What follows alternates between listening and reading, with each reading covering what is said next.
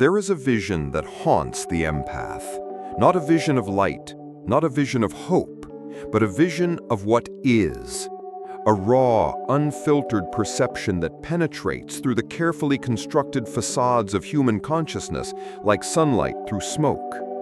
This is not a gift most would choose to carry, for it is the burden of seeing the emperor's nakedness when the entire kingdom celebrates his golden robes. You know this vision intimately, don't you? You have felt its weight pressing against your temples in crowded rooms. You have tasted its bitter truth on your tongue when others speak of love while their hearts remain locked in ice. You have trembled under its intensity when the world calls something beautiful that you can see is rotting from within. This is not madness, though the world may name it so. This is not delusion, though others may dismiss it as such. This is what I call the archetypal eye, the capacity to perceive beyond the veil of collective unconsciousness into the realm where symbols speak louder than words and where truth exists independent of consensus. But let us begin at the beginning, at the moment when this vision first makes itself known. It usually happens in childhood, doesn't it? That first jarring recognition that the adult world is built upon a foundation of agreed-upon deceptions. The child who sees through their parents' forced smile, who feels the tension beneath the family's performed harmony, who recognizes the fear masquerading as authority. The empath does not simply feel more deeply than others, they see more clearly. And this clarity, this terrible, beautiful clarity, is both their curse and their calling. For in a world built upon agreed-upon lies, the one who sees truth becomes the enemy of comfort, the disturber of sleep, the unwelcome prophet in the temple of illusion. Let me explain to you the anatomy of this vision, this rare capacity that sets the empath apart not as superior, but as archetypal witness to what Jung called the collective shadow. When the empath looks upon another human being, they do not see only the persona, that carefully crafted mask we present to the world. They see through it, into the churning depths of the unconscious mind, where all our disowned parts writhe in the darkness. The vision operates on multiple levels simultaneously. On the surface level, the empath perceives micro-expressions that flash across faces for mere milliseconds. The involuntary tightening around the eyes that betrays suppressed anger. The subtle downturn of the mouth that reveals hidden grief. The almost imperceptible tension in the shoulders that speaks of carried trauma. These are the physical manifestations of inner states that most people learn to ignore or rationalize away. But the archetypal eye sees deeper still. It perceives what I call the energetic signature of each individual, the unique constellation of wounds, defenses, and potentials that shapes their entire being. This signature is like a complex musical chord played on the instrument of the psyche, and the empath hears every note, every harmony, and every discord within it. Consider the businessman who speaks confidently of his success while his energetic signature screams of the terrified child within, still desperately seeking his father's approval that never came. The empath sees both the exterior and the interior simultaneously. Or the woman who radiates maternal warmth while her energetic signature reveals the deep well of unfulfilled longing. The part of her that was never truly seen or loved for who she really was. This is why the empath often feels overwhelmed in social gatherings. It is not merely sensitivity to energy, as many believe.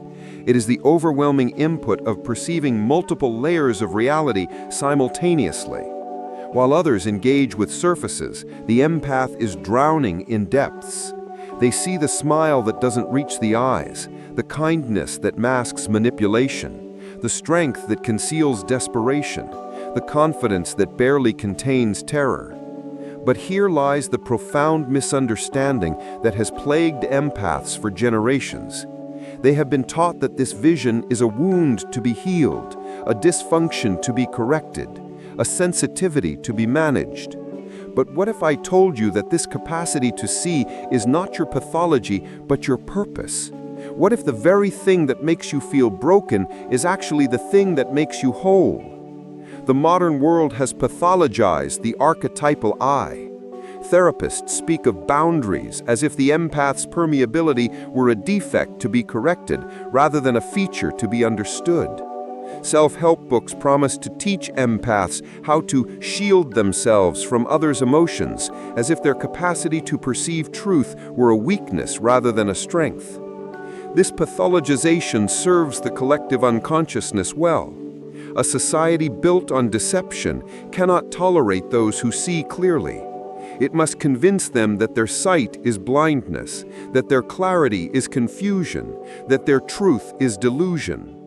For if the empaths were to fully embrace their vision, to trust what they see completely, they would become living testimonies to the lies upon which our civilization rests. The empath serves as what I termed the transcendent function, the bridge between conscious and unconscious, between what we pretend to be and what we actually are. Your vision is not an accident of neurology, but an archetypal necessity. In every culture, in every age, there have been those who could see beyond the veil. The shamans, the mystics, the oracles. They were not celebrated for their comfort, but revered for their sight. Throughout history, these visionaries were often ostracized, persecuted, or worshipped, but rarely understood. They were the ones who could see through the emperor's new clothes, who could perceive the shadow lurking behind the collective persona, who could recognize the seeds of destruction in seemingly prosperous civilizations.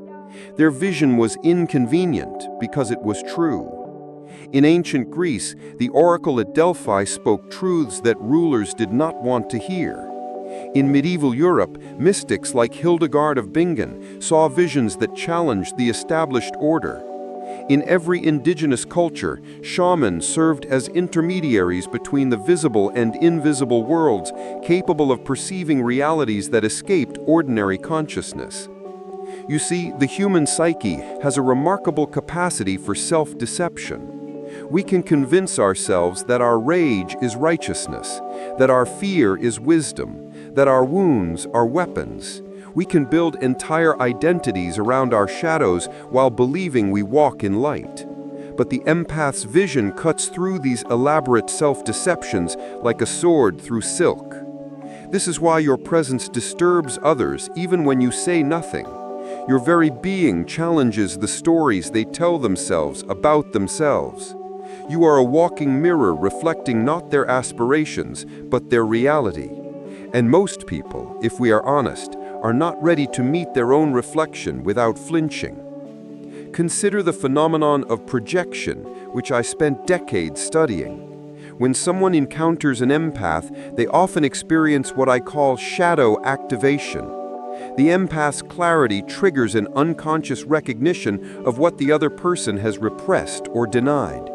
Instead of owning this recognition, they project their discomfort onto the empath. Suddenly, you become too sensitive, too intense, too much. But what they are really saying is, you see too clearly, you feel too honestly, you exist too authentically. This shadow activation follows predictable patterns. The narcissist, confronted with the empath's authentic presence, feels their carefully constructed false self beginning to crumble. Rather than face this disillusion, they attack the empath as overly emotional or unstable. The people-pleaser, sensing that their manipulative strategies are transparent to the empath, becomes defensive and accuses them of being judgmental or negative. The phenomenon is so consistent that it becomes a kind of diagnostic tool. The intensity of someone's reaction to an empath's presence is often directly proportional to the size of the shadow they are trying to hide. Those who are relatively integrated, who have done their own inner work, tend to feel comfortable around empaths. They may even feel relief at being truly seen and accepted without judgment. But those carrying heavy shadows, those most invested in their personas, experience the empath's presence as a threat to their carefully maintained illusions. They must either evolve or attack, and sadly, most choose the latter. This is why empaths often find themselves the target of seemingly unprovoked hostility or manipulation. The empath who understands this dynamic ceases to take these projections personally. They begin to recognize that the resistance they encounter is not a verdict against their truth, but a confirmation of it. The shadow always resists illumination. The unconscious always fights consciousness. Your vision disturbs because it disrupts the comfortable unconsciousness in which so many prefer to live. But let us go deeper still, into the alchemical nature of this sight. The empath does not simply perceive the shadow of others, they also serve as a catalyst for its transformation. Your presence creates what I call a psychological container, a sacred vessel in which the repressed material of others can safely emerge into awareness.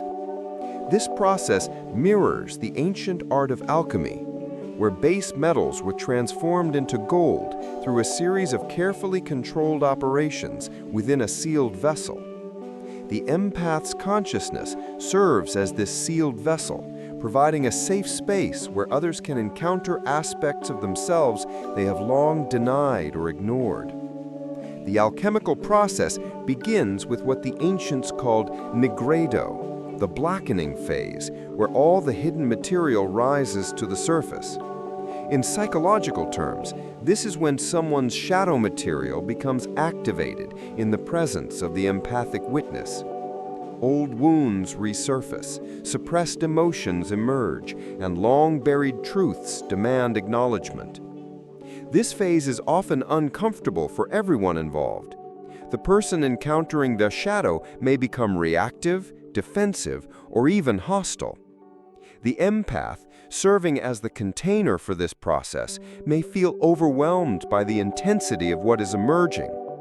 This is why maintaining proper boundaries and self-care is crucial, not to shut out the experience, but to maintain the integrity of the alchemical vessel. If the empath can hold steady during this phase, if they can witness without judgment and contain without being contaminated, the process moves into albedo, the whitening phase.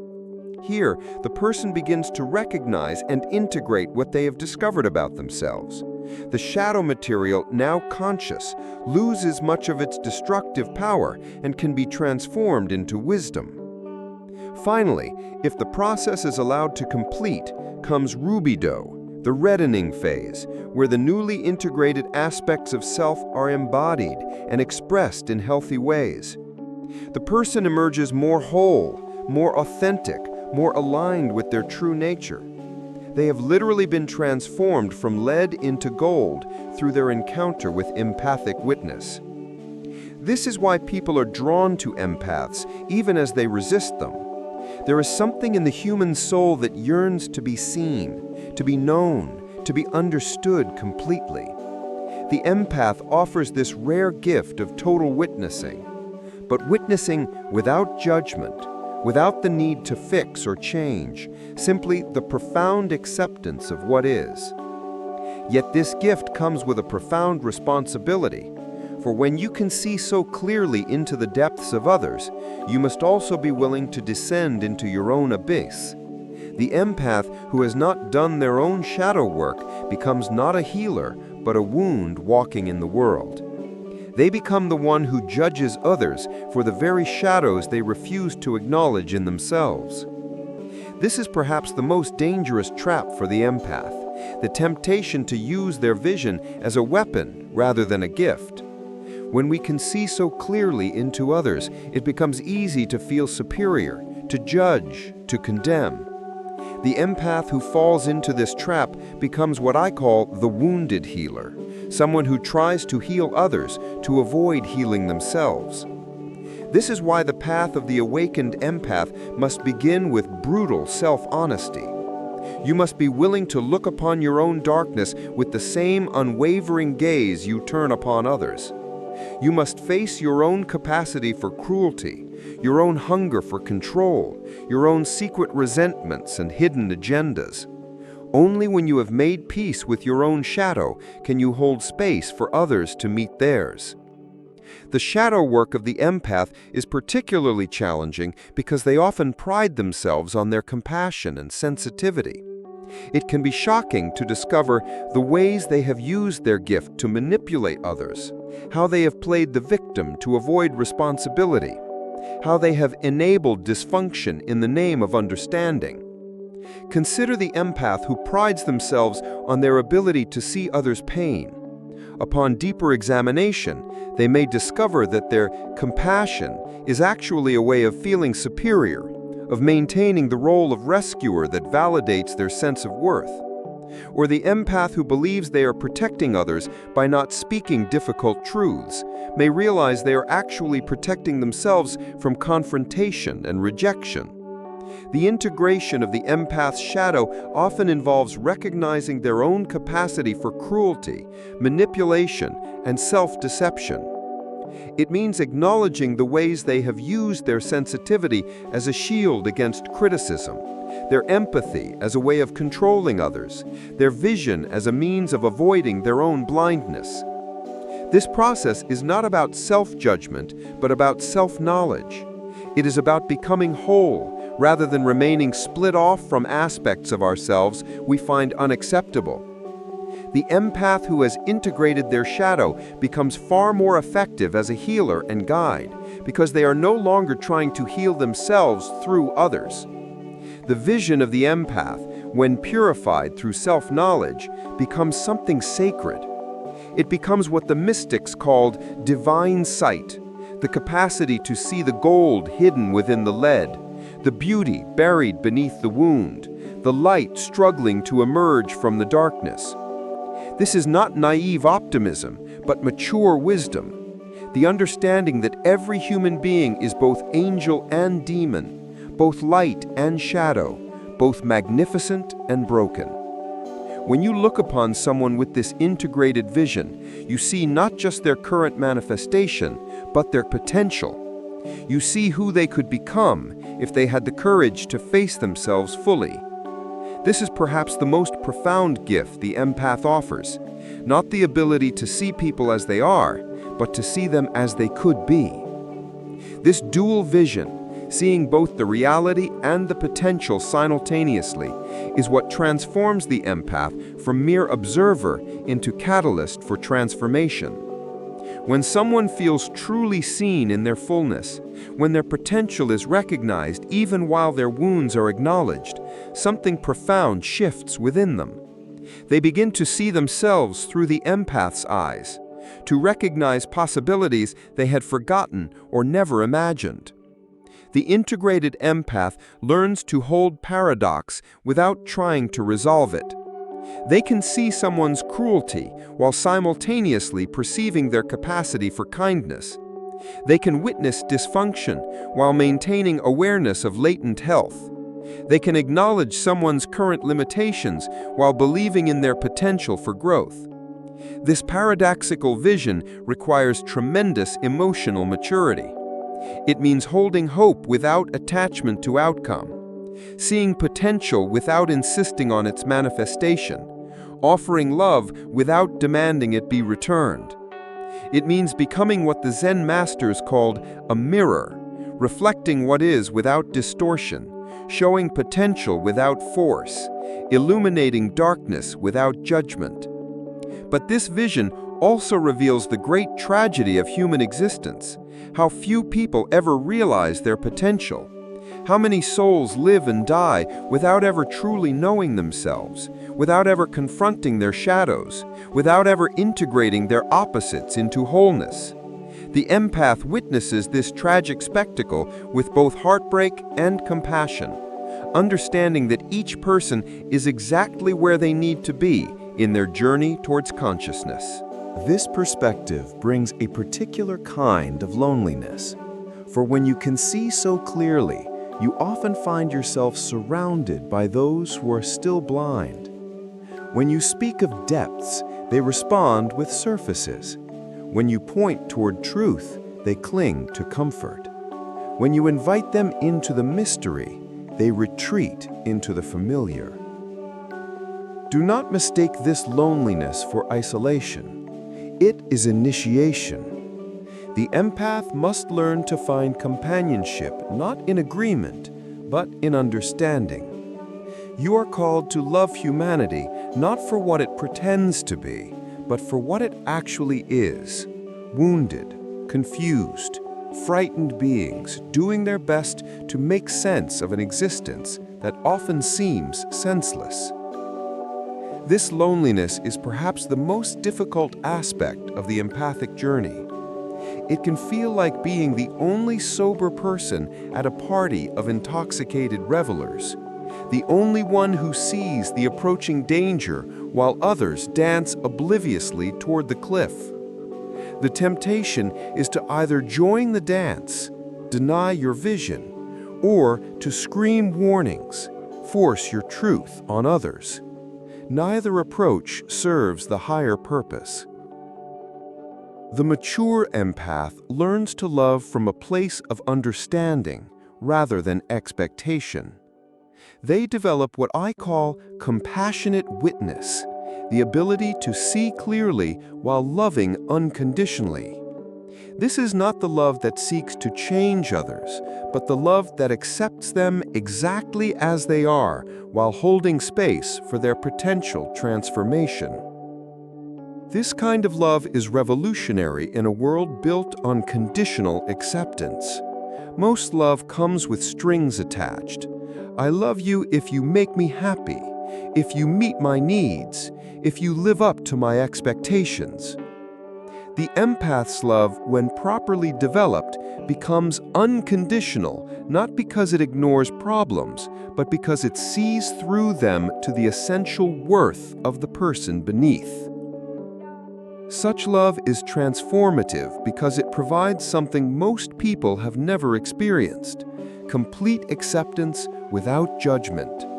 In the presence of this kind of love, people feel safe enough to remove their masks, to show their wounds, to explore their potential. They don't have to perform or pretend. They can simply be. The development of this unconditional love requires the empath to work through their own neediness, their own desire to be loved and validated in return. It means learning to love from fullness rather than emptiness, to give without expectation of reciprocation, to serve without attachment to being appreciated. Your vision, difficult as it may be to carry, serves a crucial function in the evolution of human consciousness. Every time you see through a lie, you weaken its power. Every time you witness someone's shadow without turning away, you make it safer for them to acknowledge it themselves. Every time you refuse to participate in collective delusions, you create a crack in the consensus reality through which truth can enter. The empath serves as what systems theorists call a positive deviant, someone whose different way of being challenges the status quo and opens new possibilities for others. In organizational psychology, positive deviants are studied because they somehow manage to succeed in environments where others fail, often by operating according to different principles or seeing opportunities that others miss. In the context of human consciousness evolution, empaths serve this function by maintaining connection to deeper truths that the majority has forgotten or denied. They serve as living reminders of what is possible when we stop running from reality and start embracing it fully. Their presence in any system, family, workplace, community, creates pressure for greater authenticity and consciousness. This is why empaths often find themselves in the middle of family dramas, workplace conflicts, and community tensions. They are unconsciously recognized as catalysts for truth, and systems in denial of their shadows will often focus their dysfunction around the empath in an attempt to either silence them or to scapegoat them for problems that existed long before they arrived. Understanding this dynamic can help empaths avoid taking on responsibility for dysfunction they didn't create, while still honoring their role as catalysts for healing. The key is maintaining what I call conscious participation, engaging in systems in ways that support their evolution while protecting oneself from being consumed by their pathology. This is why the empath often feels like they live between worlds.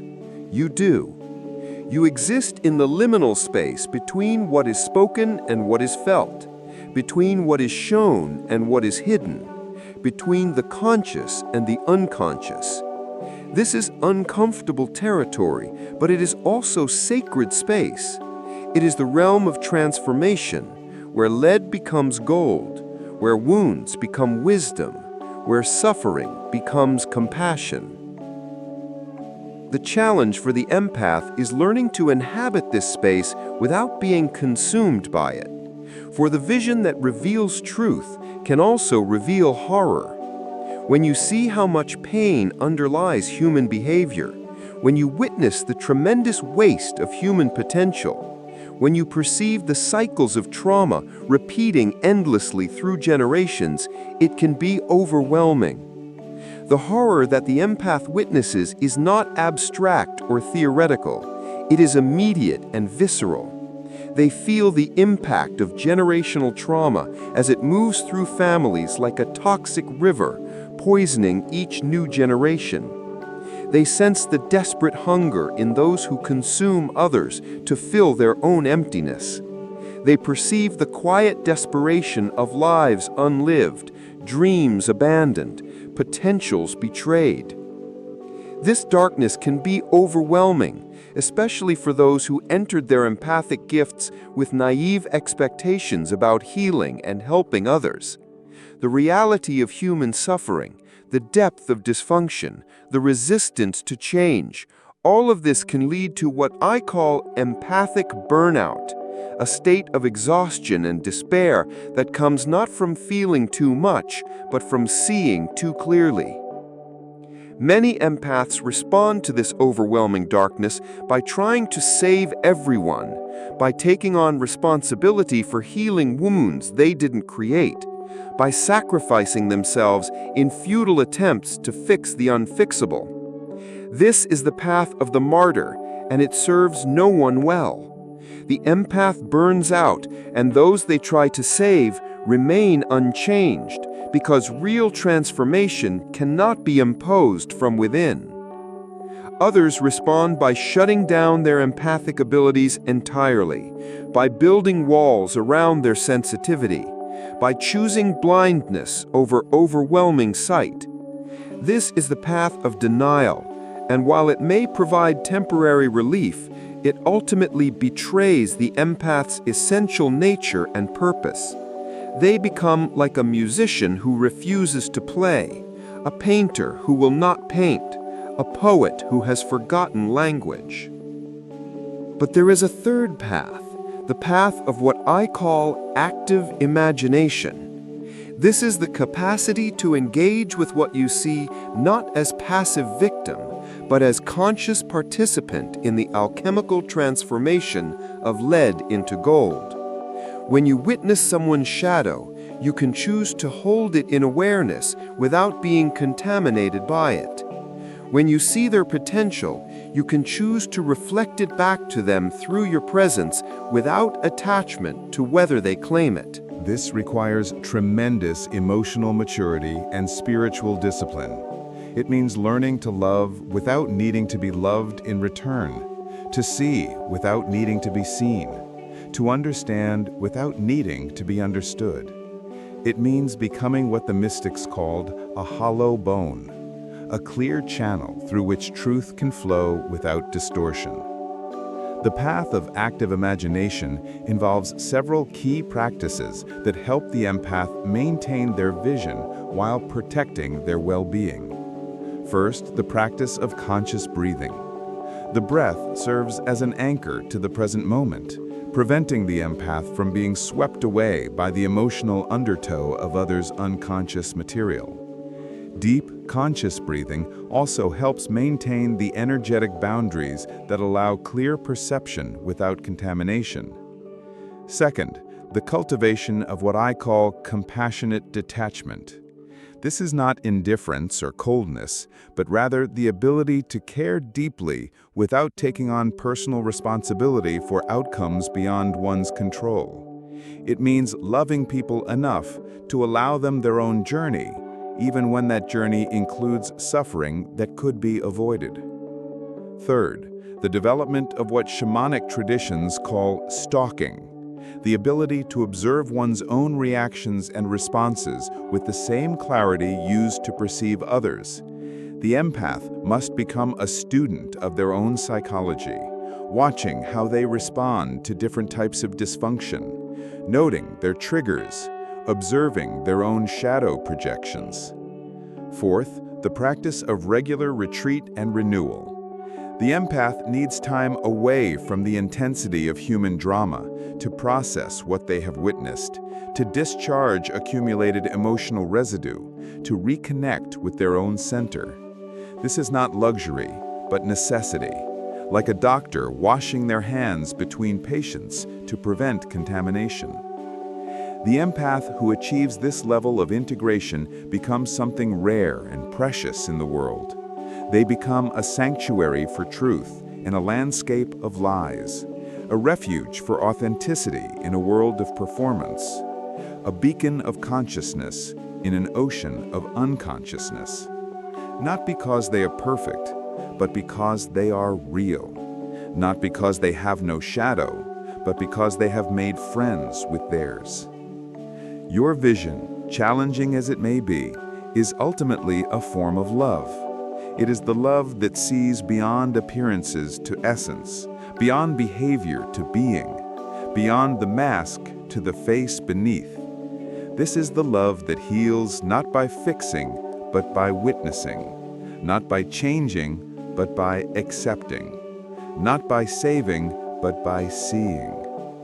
When you look upon the world with these eyes, you begin to understand that every human behavior, no matter how destructive or seemingly evil, is ultimately a cry for love, a desperate attempt to heal an inner wound, a misguided effort to return to wholeness. This doesn't excuse harmful behavior, but it explains it, and in explaining it, it offers the possibility of transformation. Consider the bully who terrorizes others to mask their own terror. The empath sees both the cruelty and the fear beneath it, understanding that the bullying is a desperate attempt to externalize internal powerlessness. This understanding doesn't justify the behavior, but it opens the possibility for genuine transformation rather than mere punishment. Or consider the manipulator who uses others to meet their emotional needs. The empath perceives the deep well of unmet longing beneath the manipulation, recognizing that the exploitative behavior stems from a childhood where love was conditional or absent entirely. Again, this doesn't excuse the harm caused, but it points toward the real healing that is needed. This kind of seeing both the behavior and its unconscious roots simultaneously, creates the possibility for what I call therapeutic truth-telling. This is when the empath can reflect back to someone not only what they are doing, but why they are doing it, creating an opportunity for conscious choice rather than unconscious compulsion. The empath's vision also reveals the extraordinary resilience of the human spirit. Despite all the trauma, despite all the wounding, despite all the reasons to give up hope, something in us continues to reach toward light. Something in us refuses to be defeated by darkness. Something in us remembers what we could be, even when we have forgotten who we are. This indomitable quality of human consciousness is perhaps what the empath sees most clearly of all. Beneath every layer of dysfunction, behind every defensive wall, under every shadow lies this golden core of potential. It may be buried under decades of trauma, hidden behind elaborate defenses, or disguised as its opposite, but it is always there, waiting to be recognized and awakened. This is perhaps the most profound truth the empath perceives, that beneath all the layers of conditioning, beneath all the protective armor, beneath all the accumulated pain and fear, exists in every human being a core of pure potential, a spark of divine consciousness, a fragment of cosmic love seeking to remember itself. Your gift, your burden, your calling is to see this spark even when others cannot see it in themselves, to hold space for it even when it seems extinguished, to believe in it even when all evidence suggests you should not. This is not naive faith, but mature wisdom, the understanding that consciousness is always seeking to awaken to itself even in the darkest corners of human experience. The recognition of this divine spark requires what mystics have called God's eye view, the ability to see from the perspective of ultimate reality rather than relative appearances. From this vantage point, every soul is perfect in its essential nature, even when its expression is distorted by unconsciousness. Every being is whole, even when its parts seem scattered. Every person is divine, even when they have forgotten their true nature. This recognition transforms how the empath relates to even the most challenging individuals. The criminal becomes a spiritual being who has lost their way. The narcissist becomes a soul crying out for genuine recognition. The addict becomes a person seeking transcendence through matter rather than spirit. None of this excuses harmful behavior, but it recontextualizes it within a larger spiritual framework. Operating from this level of vision requires what I call vertical perception, the ability to see from the highest perspective while remaining grounded in practical reality. The empath must maintain awareness of both the absolute truth, everyone is divine, and relative truth, people's behavior may be destructive, simultaneously. This paradoxical awareness is what allows for both unconditional love and appropriate boundaries. The world needs your vision now more than ever. In an age of unprecedented deception, of manufactured reality, of collective gaslighting, the one who can see clearly becomes invaluable for humanity's continued evolution. Not as judge, but as witness. Not as savior, but as a mirror. Not as a teacher, but as a reminder of what is possible when we stop running from truth and start embracing it. We live in what philosophers call a post-truth era, where objective reality has been so thoroughly obscured by competing narratives that many people have given up on the very idea of truth. In such times, the empath's ability to perceive reality directly, without the mediation of ideology or wishful thinking, becomes a precious resource for humanity's continued evolution. The challenges facing our species, ecological collapse, social fragmentation, spiritual emptiness, all stem from our collective inability to see clearly and respond wisely to what is actually happening. We are like passengers on a ship arguing about the navigation while refusing to look at the approaching iceberg. The empath's vision cuts through these arguments to the essential reality that demands attention. But the empath's contribution is not primarily about external problems. It's about the internal transformation that makes wise action possible. Every person who awakens to their own truth, who integrates their own shadow, who claims their own authentic power, contributes to the collective evolution of consciousness that is ultimately our only hope for navigating the challenges ahead. This is why your work as an empath is not separate from the great work of planetary healing. It is essential to it. Every time you help someone see themselves more clearly, every time you create a space for truth to emerge, every time you refuse to participate in collective delusions, you are contributing to the shift in consciousness that our world desperately needs. Do not let the world convince you that your sight is sickness. Do not let others persuade you that your clarity is confusion. Do not allow anyone to make you believe that the truth you see is less real than the lies they prefer. Your vision is a gift, not only to yourself, but to all those whose lives you touch with your presence. The path of the seer is never easy. It requires courage to look upon what others refuse to see. It demands strength to bear witness to humanity's shadow without being crushed by its weight. It calls for wisdom to know when to speak and when to remain silent, when to intervene and when to simply hold space. This discernment, knowing when and how to share what you see, is perhaps the most sophisticated skill the empath must develop. Truth without wisdom can be destructive.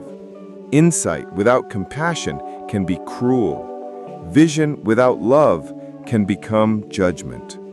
The mature empath learns to offer their perceptions as gifts rather than weapons, as invitations rather than accusations. Sometimes, your role is to speak the truth that no one wants to hear, but everyone needs to know. Sometimes, it is to hold silence while others discover their own truth. Sometimes, it is to ask the question that opens new possibilities. Sometimes, it is simply to be present with your full authenticity, allowing your mere existence to give others permission to be real. The art lies in reading the moment, in sensing what is needed, in responding from wisdom rather than reactivity. This requires deep self-knowledge, emotional regulation, and spiritual maturity. It means being responsive rather than reactive, conscious rather than compulsive, purposeful rather than random in how you share your gifts.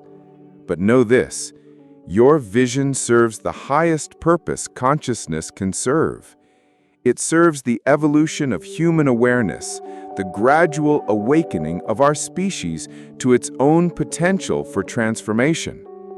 Every moment you choose to see clearly rather than look away, you contribute to the great work of making the unconscious conscious, of bringing light to darkness, of transforming the lead of human suffering into the gold of wisdom and compassion. This is your calling, empath. Not to heal the world, not to save humanity, but to see truly, and in seeing, to remind us all of what we might become when we finally have the courage to see ourselves. The great work of consciousness evolution is not accomplished through grand gestures or public recognition. It happens in quiet moments of truth-telling, in gentle invitations to authenticity, in the simple act of seeing someone fully and loving what you find. It happens when you choose to remain present with difficult emotions rather than escaping into distraction. It happens when you speak truth with compassion rather than hiding behind politeness. Your contribution may never be recognized by history, may never be celebrated by society, may never be understood by those whose lives you touch. But it matters profoundly in the web of consciousness that connects all beings. Every moment of clarity you bring to the world creates ripples that extend far beyond your ability to perceive or measure. Think of your vision as a tuning fork that helps others find their true frequency. When you operate from authentic presence, from integrated awareness, from loving clarity, you create a resonance that awakens similar qualities in others. They may not understand what is happening, may not even like the way you make them feel, but something in them recognizes and responds to the truth you embody. This is how consciousness evolves, not through force or persuasion, but through resonance and recognition. When someone encounters a person who is fully present, authentic, and integrated, it awakens their own longing for such wholeness. Your very being becomes an invitation for others to claim their own authenticity, to face their own shadows, to embrace their own potential. The legacy of your vision is not in the problems you solve, but in the consciousness you awaken. Not in the people you save, but in the authenticity you inspire. Not in the wounds you heal, but in the wholeness you remember and reflect. This is the true measure of the empath's contribution to human evolution. Trust your vision, honor your sight, and know that in a world of the willfully blind, the one who sees is not the problem, but the solution. Not the illness, but the medicine. Not the shadow, but the light that makes shadows visible so they can finally be integrated into wholeness. The journey of the awakened empath is ultimately a journey home, home to your own authentic nature, home to your own inherent wholeness, home to your own divine essence. As you make this journey, as you learn to trust what you see and honor what you know, you become a beacon for others who are also seeking their way back to truth. Your vision is not a burden to be endured, but a sacred responsibility to be embraced. In a world desperate for authenticity, your ability to see and speak truth becomes a lifeline for those drowning in deception. In a civilization built on illusion, your clarity becomes a foundation stone for a more conscious future. The empath, who fully claims their gift, who integrates their shadow, who serves from wholeness rather than woundedness, becomes what the world needs most, a living example of what it means to be fully human. Not perfect, not without struggle, but real in a way that gives others permission to be real as well. This is the ultimate paradox of the empathic path. In learning to see others clearly, you discover yourself. In holding space for others' transformation, you undergo your own metamorphosis. In serving the evolution of consciousness in others, you fulfill your own deepest purpose. The vision that once felt like a curse reveals itself to be the greatest blessing. Not just for you, but for every soul whose life intersects with yours. For in a world that has forgotten how to see, the one who remembers vision becomes the eyes through which humanity can begin to perceive its own potential for healing, wholeness, and transcendence. Trust your vision. The world is counting on it, whether it knows it or not. Your clarity is not confusion. Your sensitivity is not weakness. Your depth is not dysfunction. You are not broken. You are breaking open, cracking apart the shell of illusion to reveal the truth that lies beneath. This is your calling, your gift, your sacred work in the world. Honor it, embrace it, and know that in doing so, you serve not just your own awakening, but the awakening of all consciousness itself. The empath's vision is ultimately a vision of hope, not the naive hope that denies darkness, but the mature hope that sees through darkness to the light that lies beyond. In your ability to perceive both shadow and potential, wound and wholeness, you carry within you the promise of what humanity can become when it finally learns to see itself clearly. This is the gift you bring to a world in desperate need of authentic vision. This is the medicine you carry for a species suffering from collective blindness. This is the light you bear for those still stumbling in darkness. Your vision matters. Your truth matters. You matter, not despite your sensitivity, but because of it. Not in spite of your ability to see, but precisely because you can see what others cannot. The world needs your eyes. Trust them, use them, and know that in seeing truly, you help all of us remember what it means to be awake, aware, and authentically alive in a universe that is always calling us home to our deepest truth.